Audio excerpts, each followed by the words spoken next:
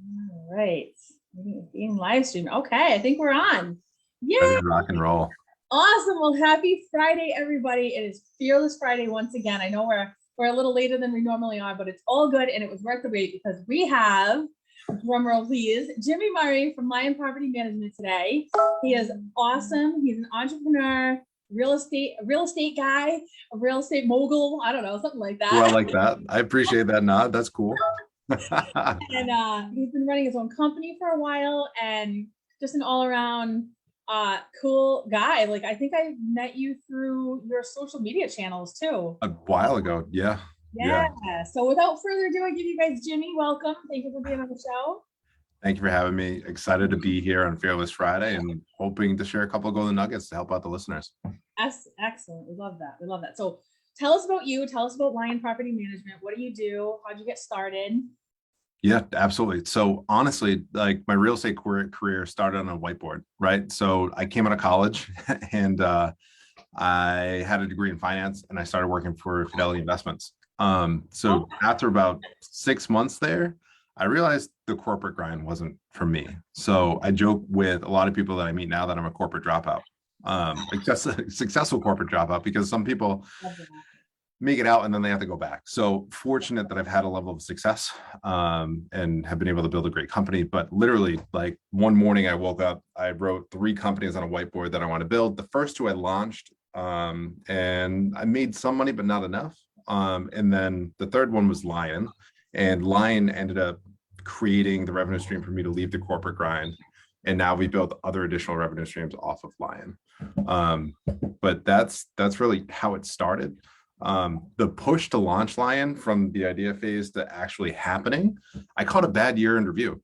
I had a manager that sat in the year-end review. She did not let me speak. And she told me over and over and over about how I am freaking, right, average. And I'm like, okay. So I walked out of that meeting, walked directly back to my cubicle, and I texted my former partner. I said, hey, let's launch a property management company. He said, why don't we grab a beer first? And the rest is kind of history from there. I love that. A lot of hard work, late nights, and taking care of properties and trying to maintain the status quo with tenants. So yeah, that's awesome. I kind of had a similar path where I called someone and I was like, hey, you want to jump off a cliff with no parachute?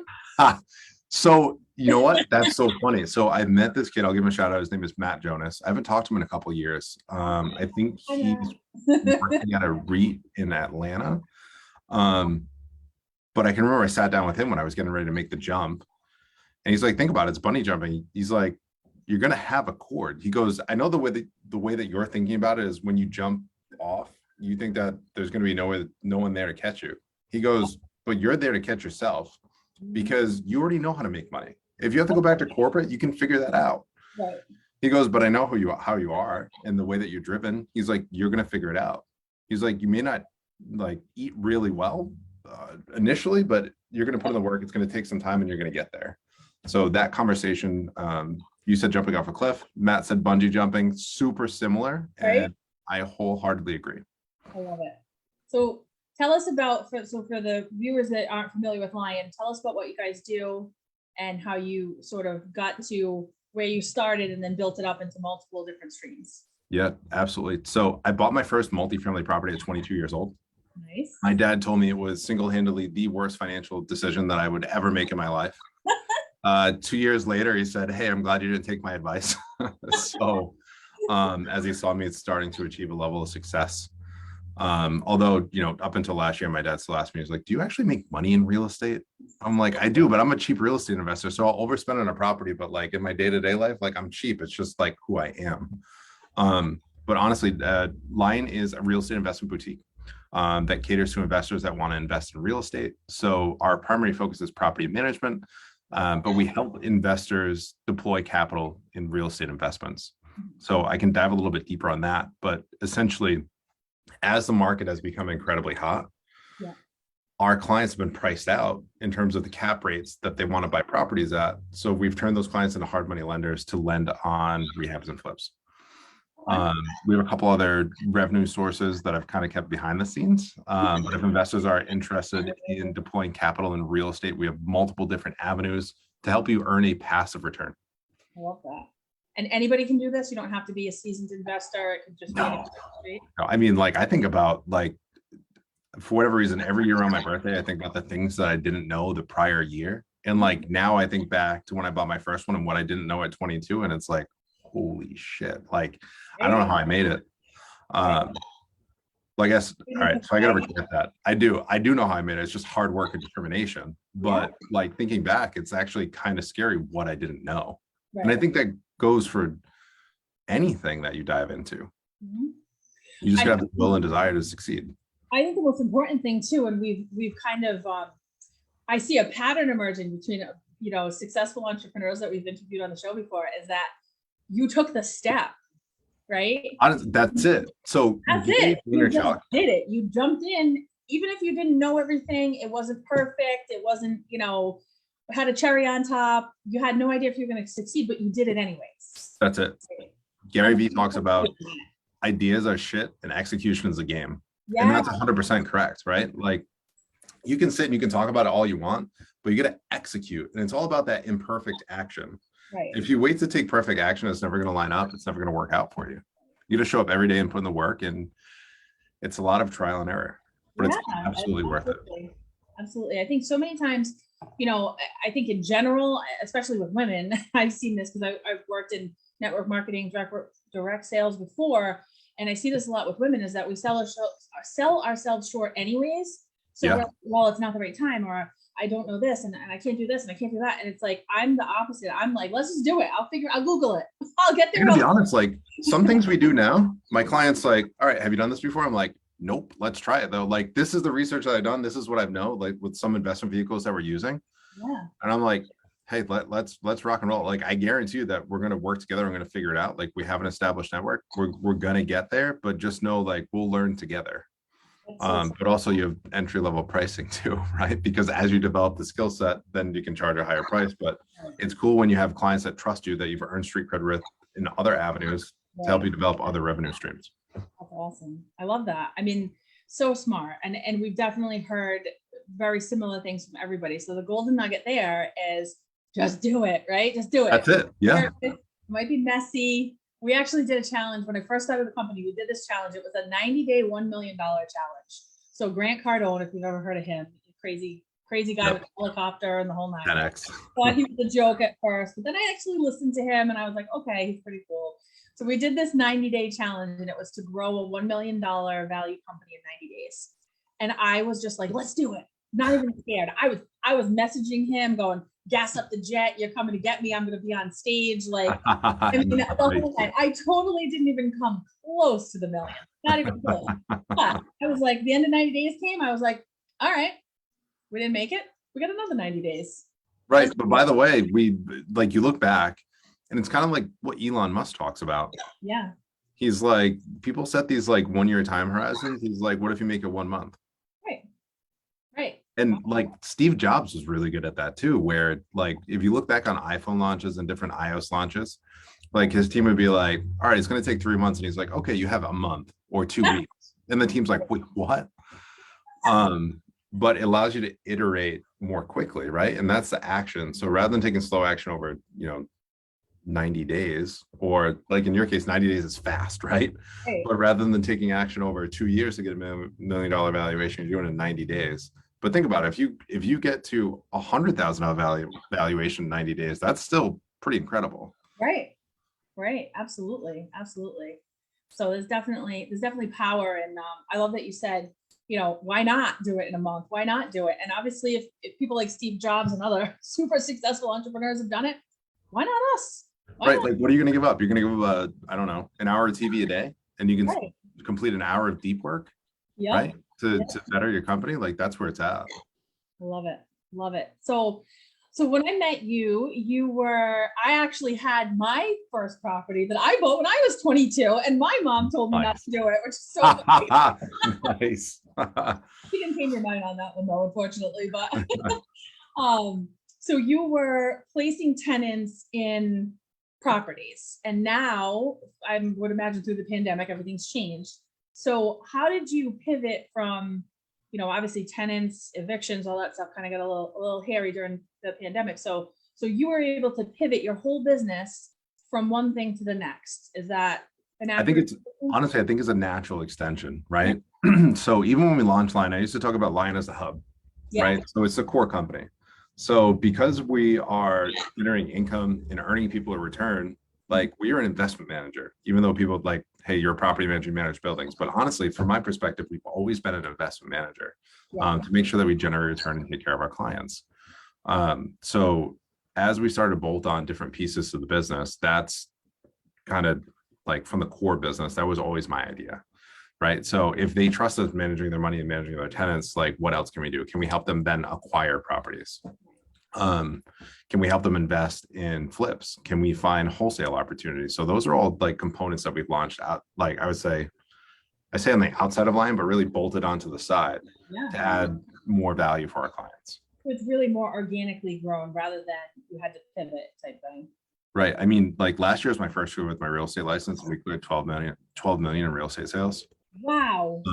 But a lot of that was like conversations with clients. I'm like, hey, listen, you have a 3-unit. That 3-unit I can sell right now for 500,000. But by the way, this 6 units trading at 500,000. So why don't we trade less doors under one roof or more doors under one roof? And that puts you in a better financial position too, because hey, the 6-unit that's trading at 500,000, all the rents are $800 a month. They should be 1,200. Right. So now I'm generating a better return with more financial stability. In that, again, like that goes back to our clients getting more confidence in our process as well. So it's not just like, hey, how do I go out and get more doors? How do I make my clients more money? Right. That's awesome. And it's great that you have the background, like you really did organically grow it, like, because you started with just the tenants, right? So you mastered that. And now you added on the layers, like you said, bolted on, and now you have this business that has so many different revenue streams in it, which is the real American. Well, honestly, the big thing, and I would say like the real estate stuff is easy to understand. Execution is a little bit more challenging. The toughest part in my mind is finding a great team and developing a great culture. So that's where I've spent a tremendous amount of my time over the last 2 to 3 years, making sure that we add the right folks. Like we've even like custom crafted our interview process, and with prospects on the front end, that initial interview, like we're screening to see if it's a cultural fit, and then we bring them back for a 3-day paid interview. I'm like, hey, you've got 3 days. You're going to spend. So I think about this on the maintenance side of our team. But when we bring in a maintenance staff member, they spend a day with our maintenance coordinator. They spend a day with our turnover team lead, and they spend a day with our lead maintenance technician. But that allows our team to buy in on a deeper level, because now that our team's hyper focused and like, wow, like Jim really cares about our culture here and make sure that we bring in the right people to deliver high quality product. It just like furthers the buy-in and really helps further develop the culture. So that's helped us make some really quality hires here and just really further the brand. That's awesome. I've been watching their success for, I don't know, a couple of years now, right? And every time, and not only that, I get your postcards now in the mail too. Oh, nice. Nice. I was like, I know that face. Awesome. So I love that you're embracing all the, you have the marketing under wraps, you have the culture piece. I mean, you really have all the, like you said, it was the real. Actually, let's go to that one, because that's huge, right? So we had, I called it the first annual Lyon Grill and Chill at our office last Friday. So we invited out our referral partners and vendors that we work closely with. And I bought a ton of free gear, and people are like, why are you giving away all this stuff? I'm like, listen, it's brand recognition. So now, like you're saying, you see my face on a postcard, but then you see the company branding in 3 other different places. Like I get a ton of calls from folks when they see our trucks with the vinyl lettering on the sides.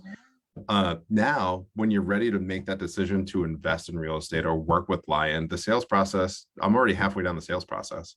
It's not a hard sell. It's not a cold call, right? It's you're already warmed up. You're familiar with the brand. You see what we do. You understand that we have a quality process, and then it makes everything easier, a lot more streamlined. So I think branding for entrepreneurs that want to achieve a high level of success is super important. Yeah. Absolutely. So you may spend a ton of money on gear, but people like wearing cool gear of companies that they like to support. Right. So Absolutely. We had, if you know Josh, he's a big real estate guy, real estate photographer, but he was on. Yep. I saw him last night, actually. Yeah, he's awesome. He's everywhere, right? He's everywhere. Literally. Yeah, I'm like, I wonder if he's gonna be here, and he rolls in, and I was like, hey, what's up? So the first thing was one of the first things he did was he gave me a t-shirt, gave me a couple of t-shirts, right? See that? Yeah. Yep. So yeah, it's definitely important to be everywhere, wherever you can, right? Within your budget. But Definitely. one of the first things I did was, well, being a digital agency, I was like, we have to have a really good digital presence, because I can't tell people, oh, we're going to do your social media and give you a digital presence, and then mine is terrible, right? So 100%. Yeah. So like, I say that to my team. I used to drive a Jeep Wrangler. And I'm like, listen, when I go buy a Jeep Wrangler, I can't buy it from a guy driving a Prius. Like, he doesn't believe in Jeep enough. If he's selling, like, he should be driving a Jeep too. right. Same thing. Like, if I'm going to manage your multifamily, I've got to own multifamilies. Right. So that I know your pain. I know what you're going through. I know the things that you're facing. So I'm with you 100%. That's such a good, that's a great golden nugget too, is that I think the reason some of our success in the agency side has been because I was a loan officer and I was a realtor. Yep. Right. So when I go to talk to realtors about marketing, I'm like, I had my license, I owned property, I bought and sold property, right. you know? So like, I know what you're facing, right? Yeah. And then this is how we're going to overcome it. Yeah, exactly. So I always like to wrap up with two things. So one, tell us who is like your ideal client. So who are the perfect people that would want to work with you? And we know why, because you guys are awesome. And I appreciate that. But yeah, who's that ideal person that you would want to work with? And there might be multiple, so that's okay too. Yep. So we actually have 3 client profiles. So the first one that comes to mind is an entrepreneur. Like, honestly, a lot of entrepreneurs that I meet, they don't trust the stock market. Like, they are busy enough owning restaurants or other businesses that they don't have the time to manage the asset, but they would rather have the ability to drive by a hard asset and see that cash flow than invest their money in the stock market on, hopes and dreams. All right, this one, it might be hopes and dreams. Right. Although, from my financial background, long-term dollar cost averaging the S&P 500 will make you a millionaire on autopilot, but that's a conversation for a separate day. So honestly, entrepreneurs that just believe in holding hard assets that they can see. The other big demographic that we've been targeting lately are beginner house hackers. So young professionals that buy 3 to 4 unit multifamilies. And, we're a little bit more expensive to manage anything under, or a portfolio less than 10 units, but we include coaching. So I tell all those young guys and girls that come in, we are going to be more expensive, but I'm going to give you 30 minutes every 2 weeks. You bring the questions, I'll answer any questions you have so that we can expedite your success in real estate. So that's something that's really big for us. So those are 2 of the demographics that we target, or ideal clients that we target. Love that. He even knows his personas, you guys. This is like, you have to, if you like, you have to. This is like marketing, like you're speaking directly to my marketing soul. Like, you know what to do. I'm like, oh my goodness, so good. Yeah, no, I mean, so actually, an aside there, like, the other thing is like knowing the style of leads that you get, right? So I know, like, when I get an HOA lead, like, that's slow. I can kind of take my time and respond, within a manner. But like this morning, or actually I received 3 new leads today for a new business, but 2 came in this morning and 2 were single families. I know when I receive a single family lead, like, I've got to line up and I got to be like that trained assassin to like shoot it dead over the phone immediately. Yeah. Most single family owners, whoever they get on the phone with first, done. Right. So not only knowing your demographic, but knowing the style of leads and how to respond to them. That's huge. Know your stuff, right? And know how to market yourself. So not only like, it's not only knowing, so the golden nugget there is, it's not only knowing how to market yourself and get your brand out there, get the brand recognition, but what to do when people come to you and how to handle that lead, right? Because you can put yourself out there and people will be like, hey, I want to work with you. But if you're like, okay, well, I don't know what to charge. I don't know what I'm doing. That's it. How to share your value proposition, right? Yes. So the funny thing is, the second lead that I got today, I got on the phone with the guy and I get into the pitch. I'm like, hey, any questions, you can stop me. And he goes, honestly, I'm just going to hire you because I've listened to your podcast for 3 years. He's like, I'm good. He's like, I trust you. I'm not going to call anybody else. And I'm like, oh, so you didn't need to hear any of that? He's like, well, it was reassuring. And I'm like, okay. That's so awesome. So that's pretty cool. I love it. And your podcast is? The Cash Flow Kings. The Cash Flow Kings. That's how I found you. Correct. So check out Cash Flow Kings. We'll put some links in the comments so you guys can check it out. We'll put your website. So if anyone's interested in getting into multifamily investing or any of the other awesome things that you guys do, they can reach out to you. I love that. I appreciate that. Yeah, absolutely. Absolutely. And Jim, like when I tell you guys, like Jimmy's the real deal. So I had one 2-unit property with one vacancy. That's it. One little property in Cranston that I needed a tenant for. And he was so awesome. Like, I don't even think you even made a dime off me, but maybe you did. No, I don't think, yeah, no. I still remember that tenant's name though, which tells you like how bad it was. He was the worst. Yes. I saw him recently actually, which was funny. And I did like a double take and I'm like, nope, he doesn't know who I am. I know who he is. We'll have to talk offline about that. When I tell you, like, you guys, Jim was so good to me, like so good to me, like without even taking a dime. And he was so awesome. So he's the real deal. So when you said like, you know, I offer the coaching and teaching people how to do it, I'm like, oh my God, that's so your jam, because you always have not only built your business to be profitable, but you've built it in a way that you have that integrity and that trust and that inherent just, I don't even know what else to call it, awesomeness, you know, like that means a lot. I appreciate that. That means a lot to me. It's been a pleasure watching your journey all these years, and I truly appreciate you helping me, because that was a doozy, that one. No, that was tricky for sure.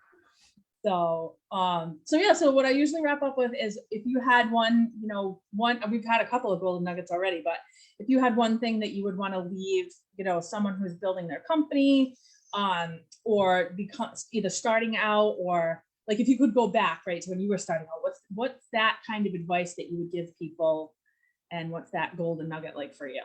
Stay educated. Right. So I have a client that I was on the phone with yesterday, and he's telling me, he's like, dude, everywhere I go, people talk about you. He's like, it just naturally comes up. He's like, I don't even let them know that you're like coaching me or anything like that. And he's like, your name always comes up. And I'm like, that's really cool. But we got into the coaching conversation, it was deeper, and I told him about my coach that I have. Yeah. He's like, hold on, wait. He's like, you're my coach, but you have a coach? I'm like, well, if you're coming to me to get better, like I know that in order to achieve, eventually you're going to catch up to me. Like that's the goal. If I'm coaching you, I want you to catch up to me and hopefully pass me, but I have to still go out and work on myself. And I think that's the biggest thing, is that a lot of investors get stuck on that hamster wheel. Yep. And they're not going out. And I guess like part 2 to that is if you're looking to be the best in your industry, do not look internally in your industry at other companies that do things that are similar to you. Look at other companies in other industries and see what you can bring back into your industry to provide more value to your clients. That's critical. Yeah, that's huge for sure. Wow. Mic drop.